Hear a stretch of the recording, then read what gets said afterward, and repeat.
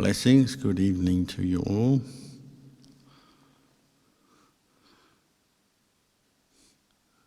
For many of you it might be the first day back at work after some holiday, so I hope you're adjusting. For Buddhist monks and nuns everywhere, every day is work day, no holiday, because you keep your training rules and practice mindfulness and meditation and train your mind every day. That is the holiday. You're learning to enjoy your practice, then you don't need holidays.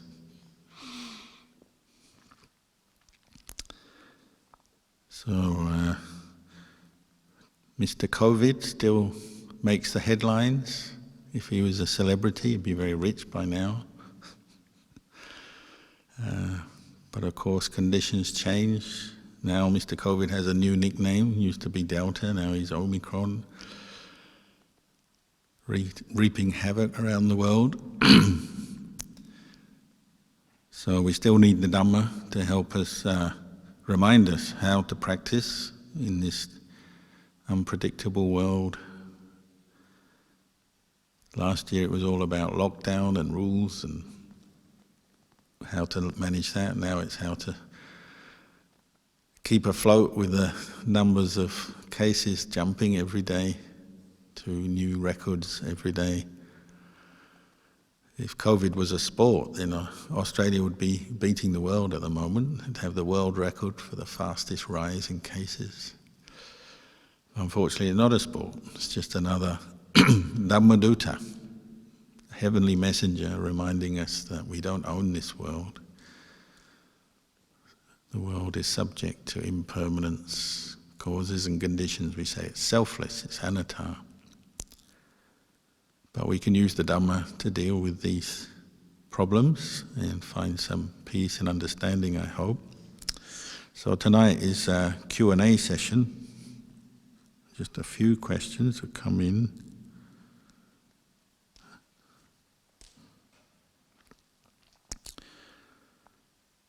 So number one question, Ajahn, through strengthening my practice of sila, I have a tendency to blame others, become disappointed easily and have high expectations.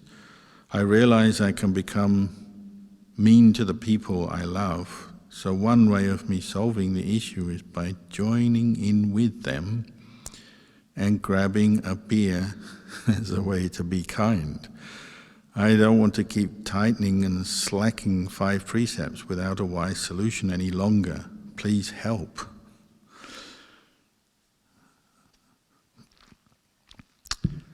Yes, it's a tricky one, isn't it? Living in the world with everybody around us, and everyone has different values and standards and interests, and some people are interested in Buddhist practice, many are not.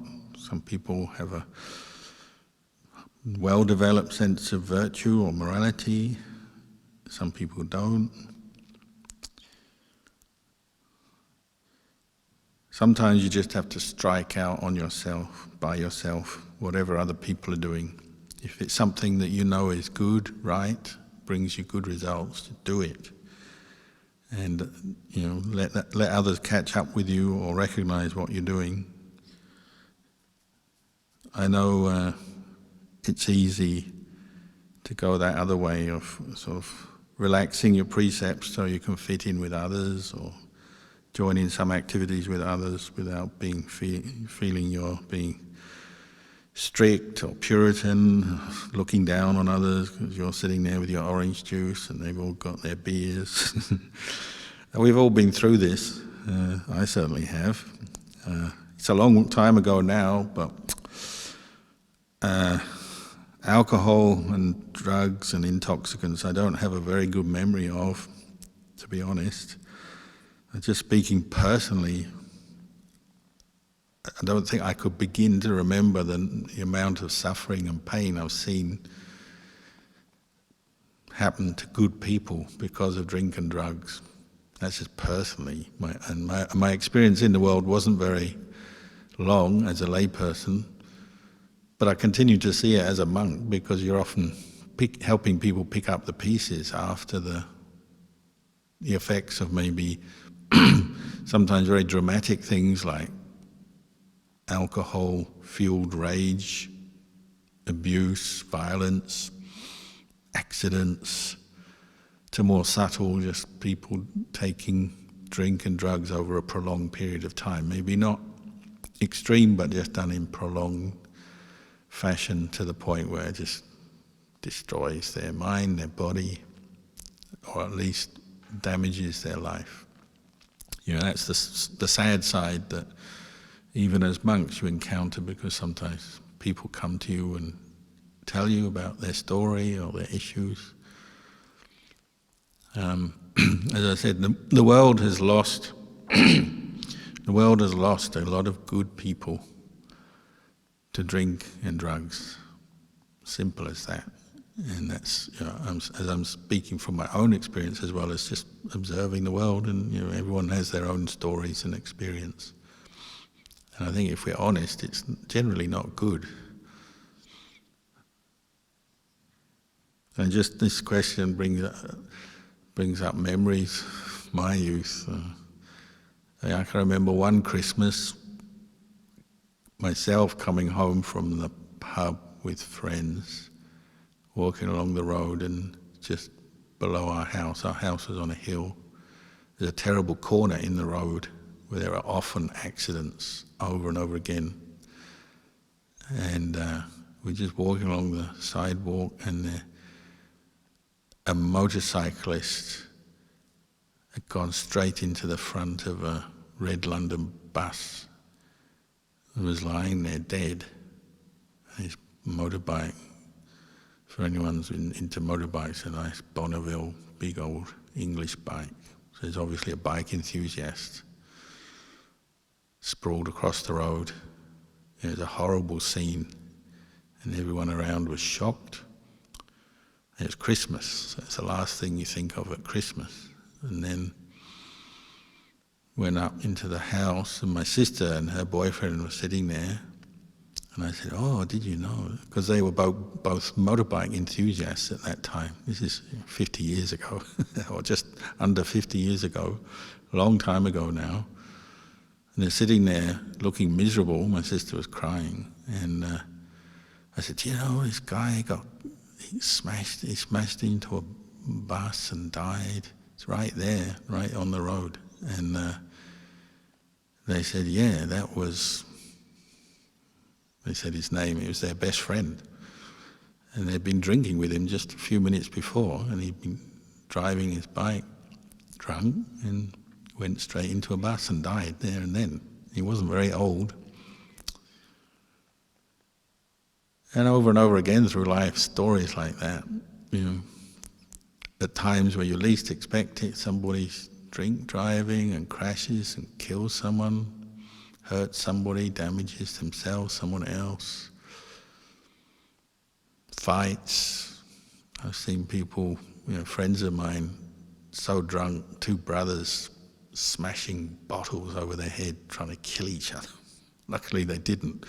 Everyone pulled them apart, but they're covered in blood, and just because they got so enraged the way brothers do, because they got so much karma together, from having a good night out drinking, friendly, it turns into disaster.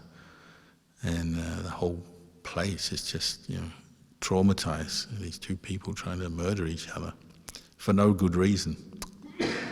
But, alcohol fueled violence. And on it goes, doesn't it? You just see so many things. Drugs as well. People who've just gone right downhill because of what we call recreational drug use, and then just slipping down and getting more into it and more attached to the point where they just lose everything. Their money, their personality, their the goodness of them sort of slips away, and you see it. I've witnessed it. I used to live with a guy who ended up becoming a heroin addict. And he used to get really good exam results, got into uni, it was all good, but went downhill. So sad. And everyone will have these stories, or in the news.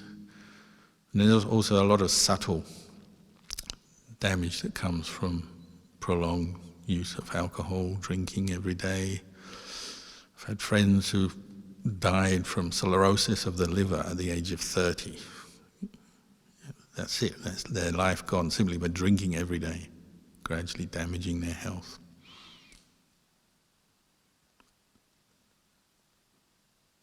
And of course you get all the associated suffering. It tends to exaggerate our emotions. So, when you're happy, it's good, it's all good. You feel happy, lightheaded, but then things change, don't they? Why did the Buddha give us this precept and suggest, don't drink? It's only for our best interest. It's not like the Buddha was some kind of authoritarian sort of spoil sport, ruining our fun. He's just trying to keep us out of suffering and saying if you drink or take intoxicants, what tends to happen is you lose your mindfulness, your intelligence, your wisdom doesn't work so well, and then you break all the other precepts one by one by one. And I've seen that, and it's true. I've seen drunk people kill, steal, sexual misconduct, violent sex, all kind of things, tell lies, abuse each other. And that's me, one person in the world, so I assume millions of other people have seen the same thing. So it's just a simple guideline for a peaceful, successful life. Don't drink, don't take drugs. If you are, then end it. Sounds like you've already had that insight, but I know the social pressure is there, friends, peer groups, but sometimes you have to just, as I said, stride out on your own if you know something is good. And I know many people who've turned to Buddhism, started meditating and then given up drink and drugs because they realize it does cloud your mind and your judgment. And they had to endure a bit of stick from their friends, and you're the killjoy, you're the one who ruins the party, blah, blah, blah. But over time, generally people start to appreciate it. It may take a few years, so it's not quick, but certainly in my case, people who used to put me down for giving up drink and drugs, because that was normal in my teenage years, say, for people to do that, but then giving up, enduring a bit of feedback, but then later people realizing it was a good thing, and some of them following and just agreeing with what I'd done, the decision I made. I was fortunate, my decision was led by meditation, and I could see it just damages your mindfulness and makes it impossible to meditate if you drink, take drugs.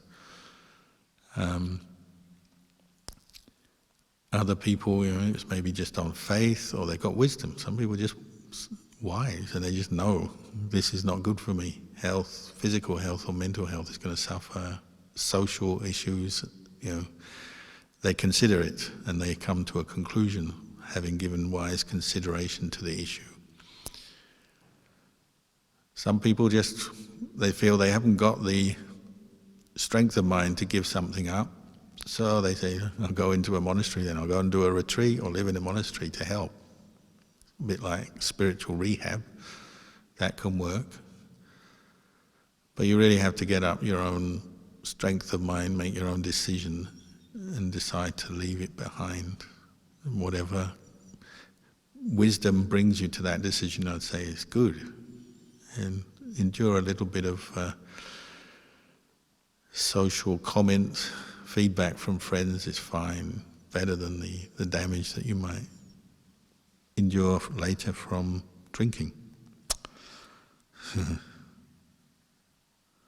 So the precepts are training rules to be kept every day. Basically, you're aiming for that. So you get to the point where you say, okay, the things I would do that would lead me to break the precepts, I realize are not leading to happiness, they're not that important, so I'll drop them and I'll keep the precepts. So once you decide that, then that becomes your goal, it sets your values, who you are, what you feel important to yourself.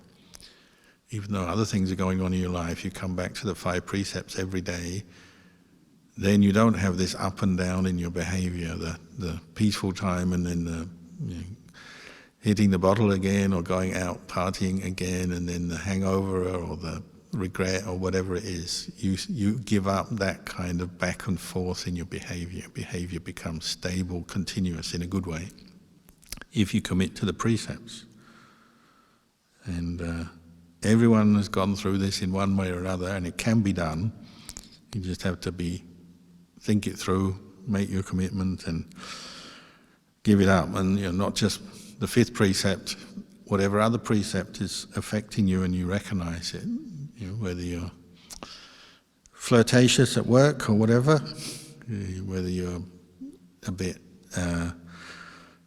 light-handed with other people's possessions and money, whether it's killing is quite a common one, isn't it? Killing, hunting, killing things, pests and so on, or even for livelihood, when you reach the point where you realize killing other animals, especially regularly, leaves an uncomfortable feeling in your heart, so you decide to change your job even. And I know people have done that. So this is our practice. We get to the point where we want to keep the precepts, even though it involves obstacles, personal hardship sometimes, can affect business and so on. But the long-term benefit outweighs the short-term convenience or happiness that comes from whatever the activity is, which might lead you to break the precepts. So I would recommend thinking this through as much as you can, come to a decision, and just try and commit using the 5 precepts as a guideline. Another question. Ajahn, one day I was working late and was alone at my workplace when I briefly smelt a distinct but unusually fragrant smell and felt quite peaceful, even though I was working hard at that time. Can you help explain this, please?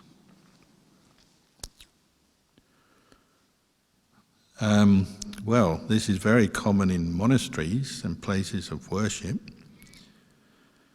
It's often considered a form of nimitta, having a fragrant smell of like flowers or incense, perfume coming in to wherever you are briefly, maybe just for a few seconds, a bit longer.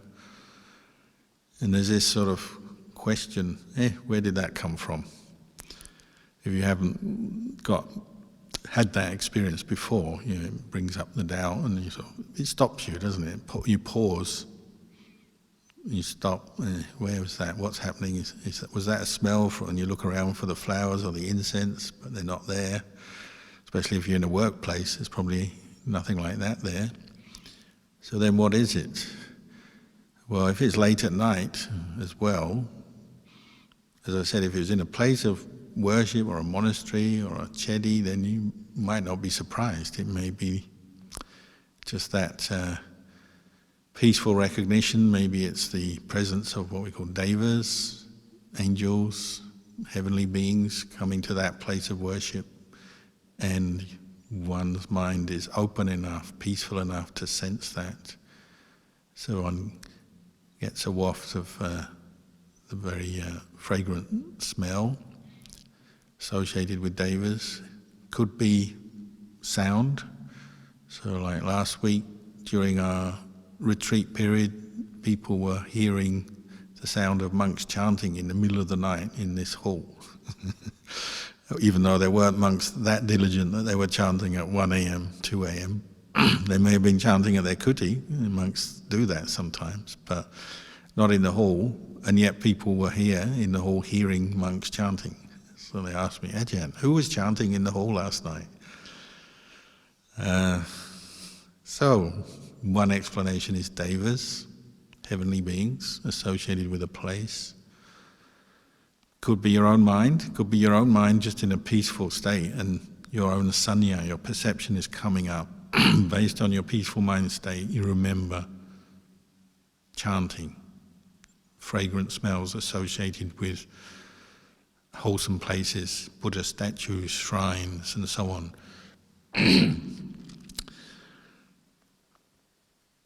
If you're in a workplace, then I'd say it could well be more just something personal. So sometimes people get into their work, especially at night. Everyone's gone home, you're just working quietly, it's quiet, you're focused, your mind becomes quite peaceful. It could be a form of samadhi. So your mind actually is in a good state, even though it's work. Work isn't always bad, it can be a useful way to develop mindfulness and samadhi as well. And you're doing something good, maybe you work so you earn money for your family, and with good intention, maybe you do dana as well. With those earnings you share them and do charity and so on. So it's not all bad. Maybe your mind is just peaceful at that time. The body often is quite light at night time. And so maybe it's a more personal experience of your own peace of mind, samadhi, or even the presence of a deva associated with you personally. It's possible. Wishing you well, recognizing the good that you're doing. This is the main job. Devas, you think, what do devas do? Sitting in heaven all day long. They do anything? They have a job. They give their anumodana, they rejoice in the good that humans do. They're cheering us on. So sometimes they give their anumodana with these little signs, symbols. Could be internally, mental states, could be external, a sound, a smell. So there are different explanations. It could be your mind, it could be from a deva, but it's generally considered a wholesome sign, a good sign. So not to be afraid. You don't have to run away. Some people do, or get scared. Oh, well, who's here? If it's a pleasant feeling, accompanied with maybe accompanied by rapture, pleasant smell, a sound of chanting or Dhamma teaching. These are good signs that your mind is wholesome, your practice is in the right place, your mind is in the right place. So you don't really have to do much if you do have these experiences, just witness them, just know them, and it's telling you that your mind is in a wholesome state at that time. And of course, once in a while you'll be mistaken and these flower smells are really heavenly, must be devas here, and then you turn around and someone has put fresh flowers on the shrine. Oh, it's just that. So it can be a much more mundane explanation as well. So you have to keep an open mind and just consider what the situation is, what might be happening. I think pretty much every time I go to Ajahn Chah's Chedi stupa in Thailand, at his monastery, where people go all the time to worship and meditate and chant at the relics of the teacher, the bones are kept there. So often I've heard people say, they had an amazing fragrant smell there, or they heard a sound of chanting, or they had this wave of rapture arise. Same thing happens in India at the Buddhist pilgrimage sites. So often it's associated with faith arising. The mind is in a wholesome state, and then these perceptions come up. On the deeper level, you still have to practice your vipassana and treat them as objects of mind. A smell, a sound that arises, passes away.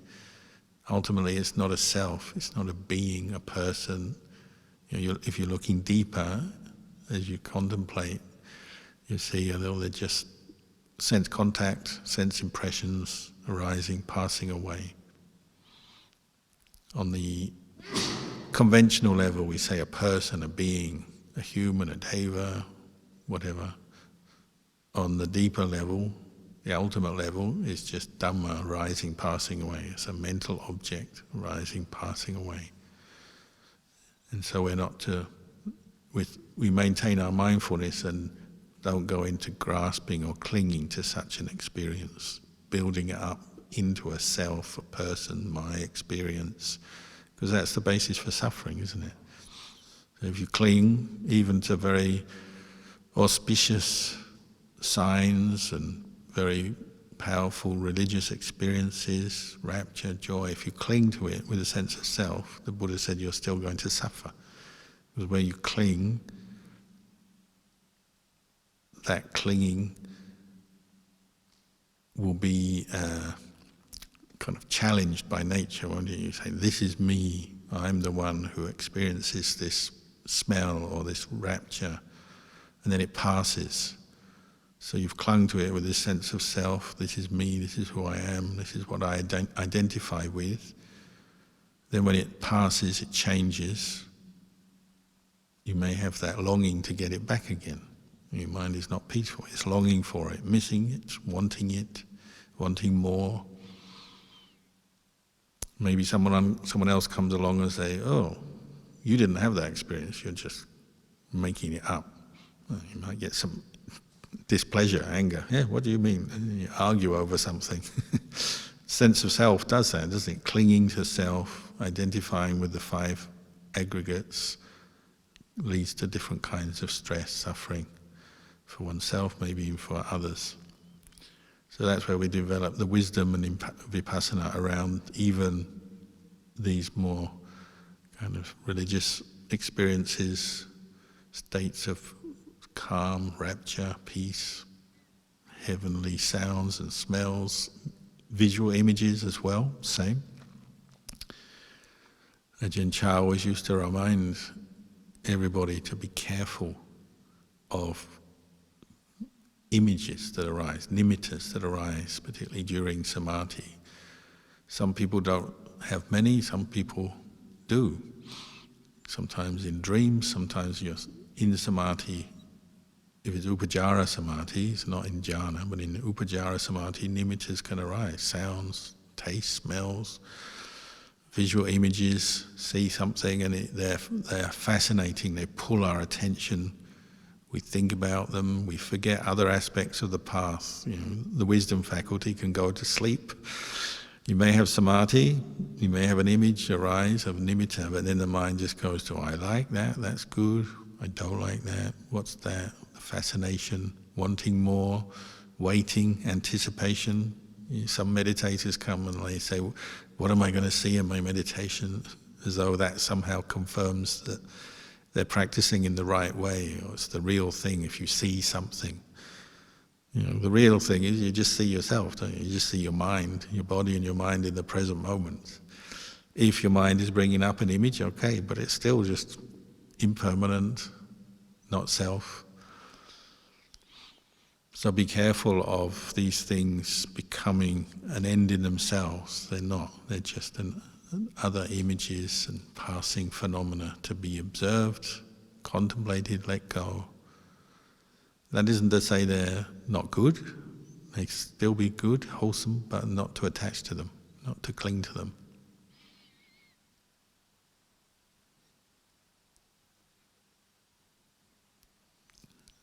It leads to imagination, doesn't it? Nimittas, images, sounds, smells. The imagination takes over, doesn't it, very easily, and the wonder, you're no longer with the peaceful mind, mindfulness or samadhi, imagination takes over. So some people, they may have a good experience in their meditation, or they hear some talk, and then they're in the forest and there's a big tree and they say, oh, I bet there's a deva here. And that becomes all they think about and talk about sometimes. It can take over our practice and we can get a bit lost or deluded. So Ajahn Chah used to say, be warned, be wary of nimittas. They're not sure, not certain.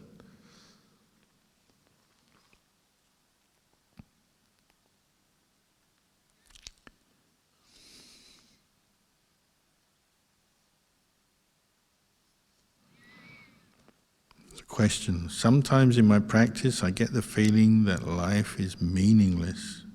How to deal with this? Well, I think that's probably quite a common experience for many people. We tend towards negativity. We can't sustain the highs of life all the time. Even as Buddhist practitioners, we can't always feel inspired, bright, happy, positive. Things don't always go so well in life, do they? So we also have to face the obstacles, the challenges, our own physical body, pain, health issues, aging, and then relationships with other people, and then disappointments with our own practice, wanting to attain things, get things, but not always getting what you want. Comparing ourselves with other people. Going back to the first question, the tendency to blame others. Buddhists, we do this all the time, don't we? We practice hard ourselves, and then we think we're good, and then we look at other people and we think they're not as good as me. So we look down on them. Sometimes we do this, without realizing, and we feel good about ourselves because we're better. It's the conceit that comes with precepts, or even meditators have it for practicing meditation. You hear people say, oh, they don't meditate, they don't know, or they don't keep precepts, they're not as good as me. It can come up in our thinking and sometimes even in our behavior. So Buddhists can get angry when other people don't follow the rules just as much as anyone else.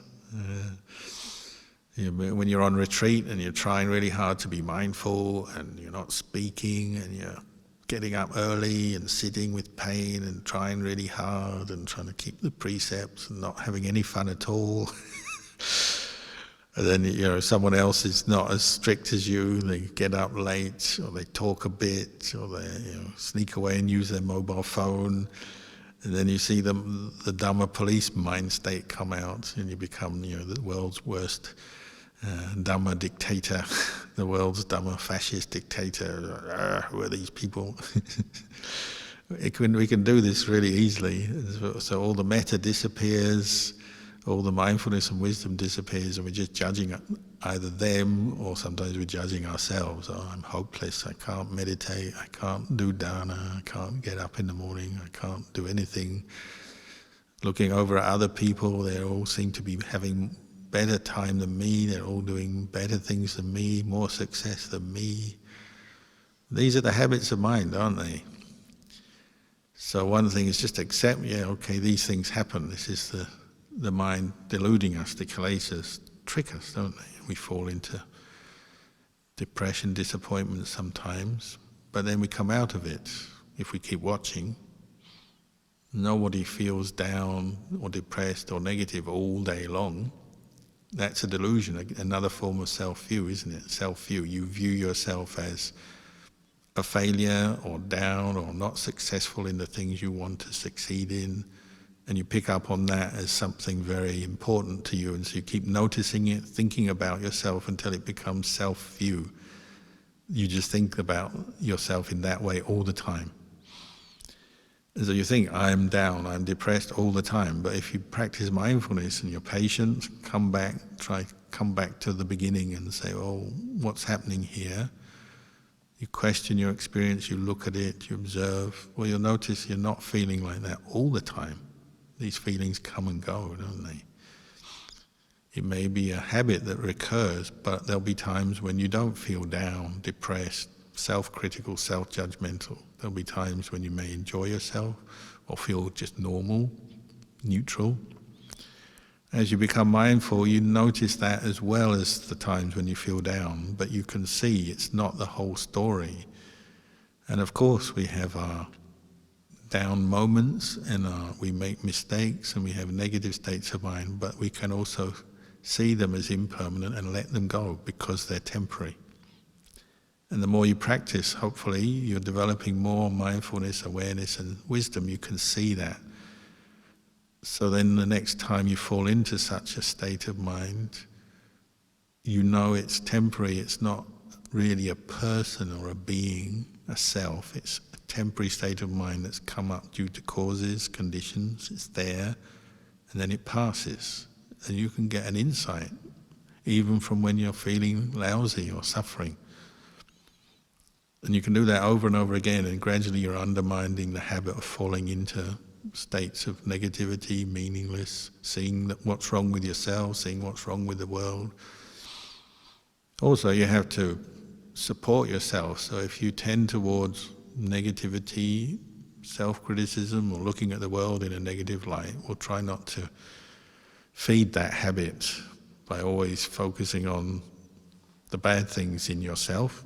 Try and develop kindness, compassion, patience, mindfulness, wisdom, all the qualities, the useful qualities, you keep developing them as a conscious practice to counter the habit of going to negativity. And outside as well, when you talk to other people, don't always complain and talk about the negative things. Try and see the value of talking in a more positive way, or noticing the good things as well as the bad things. Turn the news off. If you always watch the news, it's just COVID and death and problems and economic problems and all the suffering in the world. That's what goes on all the time on the news. So if you keep watching news, you will tend to feel negative and depressed. So turn it off, have a break.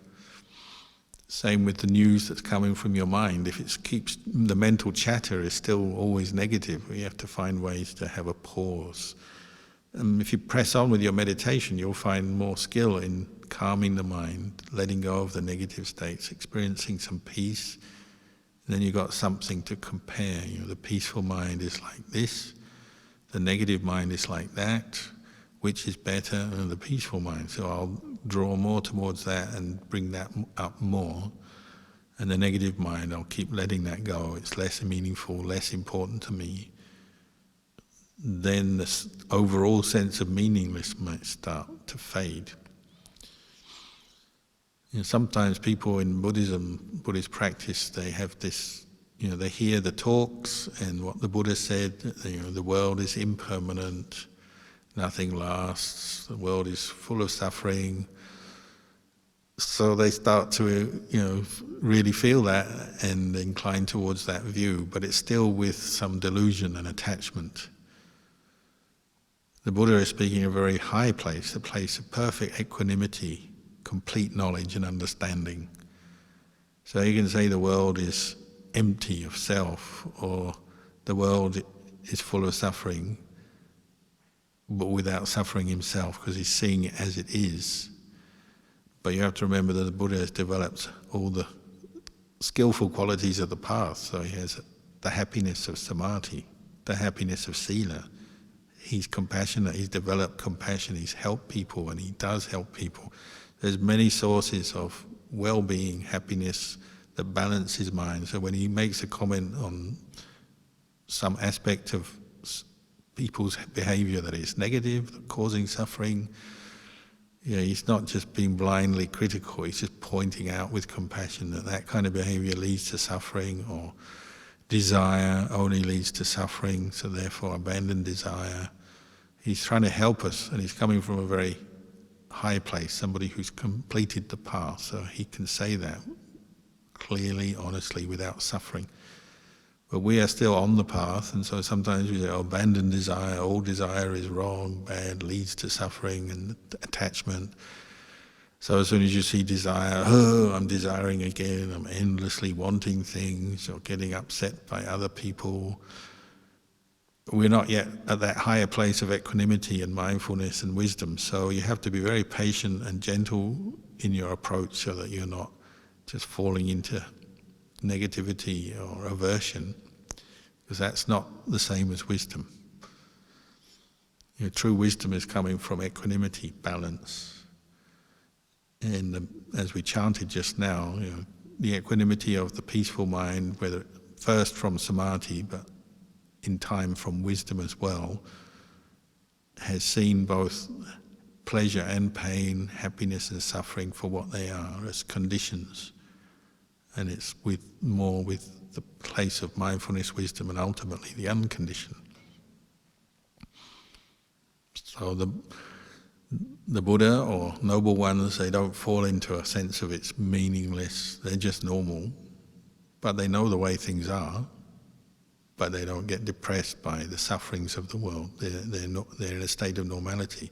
It's not that they don't feel, they have compassion, empathy, they appreciate we all suffer in this world, but they don't let it cloud their judgment or become a source of inner mental suffering. They just know the way things are.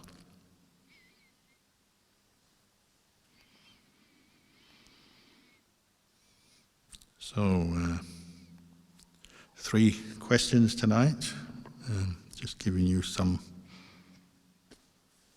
answers. Some answers. You also have to find your own answers, don't you? Through your practice. Anyway, I'll leave it there tonight and wish you well.